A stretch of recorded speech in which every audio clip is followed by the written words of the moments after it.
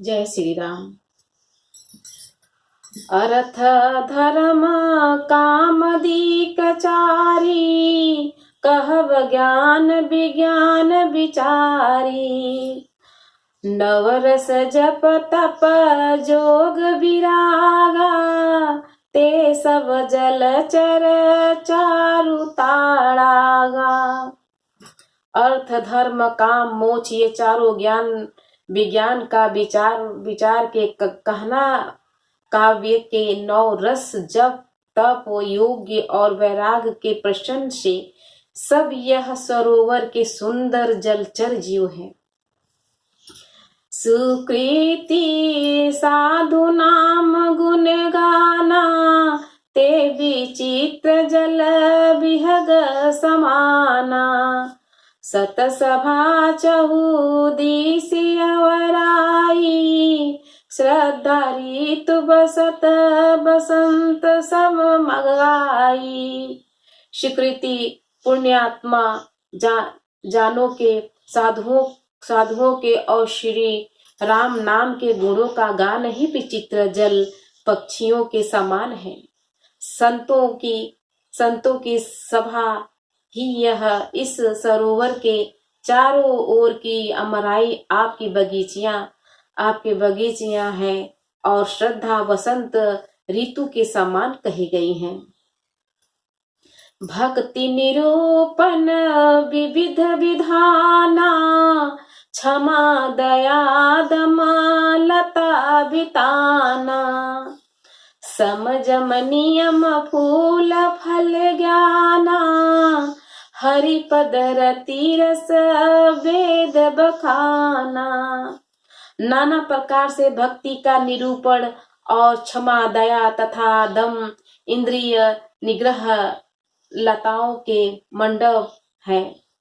मन का निग्रह यम अहिंसा सत्य असत्य ब्रह्मचर्य और अपरिग्रह नियम शौच संतोषों तप स्वाध्याय और ईश्वर प्रणिधान की ही अनेक फूल हैं, ज्ञान फल है और श्री हरि के चरणों में प्रेम की इस ज्ञान रूपी फल का रस है, ऐसा वेदों ने कहा है। और कथा अनेक प्रसंगा, ते ही सुख पिक बहुबरन विहंगा। इस रामचरित्र मानस में और भी जो अनेक प्रसंग की कथाएं हैं, वे ही इसमें तोते कोयल आदि रंग बिरंगे पंछी हैं। पुलक बाटिका बागमन, सुख सुभिहंग बिहारू। माली सुमन स्नेह जल, चीसी लोचन चारू। कथा में जो रोमांच होता है वही वाटिका का बाग और वन है, और जो सुख होता है वही सुंदर पक्षियों का विहार है। निर्मल मन ही माली है, जो प्रेम रूपी जल से सुंदर नेत्रों द्वारा उनको सींचता है। जे गावही यह चरित सम्हारे, ते ही यही ताल चतुर रखवारे। सदा सुनहि सादर नर नारी, ते ही सुरवर मानस अधिकारी।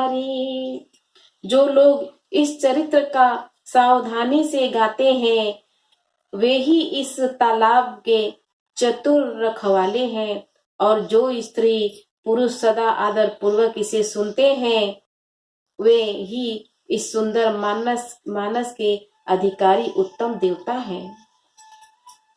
अति खल जे बिसई बग कागा, ये ही सर निकट न जाहि अभागा। संबुक भेग सेवार समाना, इहाँ न विषय कथा रस नाना। जो अति दुष्ट और विषयी हैं, वे अभागे बगुले और कौवे हैं, जो इस सरोवर के समीप नहीं जाते, क्योंकि यहाँ इस मानस सरोवर में घोंघे, मेढक और सेवार के समान विषय रस की नाना कथाएं नहीं हैं। ते ही कारण आवत ही हारे, कामी काग बलाक बिचारे, आवत यही सरयति कठिनाई, राम कृपा बिनु आई न जाई। जय श्री राम। लाख करे कोई चतुराई, विधा का विधन नहीं जाई। हम कितना कोशिश करते हैं कि हम ये कर ले, हम वो कर ले, लेकिन क्या हमारे सोचने से कुछ होता है? नहीं होता है। जब तक श्री राम प्रभु का, मेरे श्री राम का कृपा नहीं होगा, तब तक कोई काम नहीं होगा। चाहे हम कितना भी सर पटक लें, लेकिन उनके बिना कोई काम नहीं होगा। तो हम श्री राम प्रभु का नाम अपने मन में रटते रहें। जब हम अपने परिवार से शादी ब्याह अपने बेटा बेटी का करके जब हट जाए, हमारा संसार के सारी इच्छा जब हमारी पूरा हो जाता है, बच्चों की शादी करके, और हम जब अपने उम्र में आ जाते हैं, तो हमको राम राम करना चाहिए, रामायण पढ़ना चाहिए। और कहा जाता है कि बुढ़ापे में भक्ति नहीं हो पाती है। क्यों?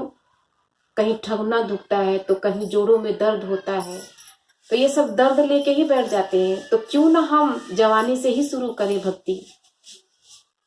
जैसे जैसे हमको समय मिले वैसे भक्ति कीजिए। भक्ति का कोई समय नहीं होता है।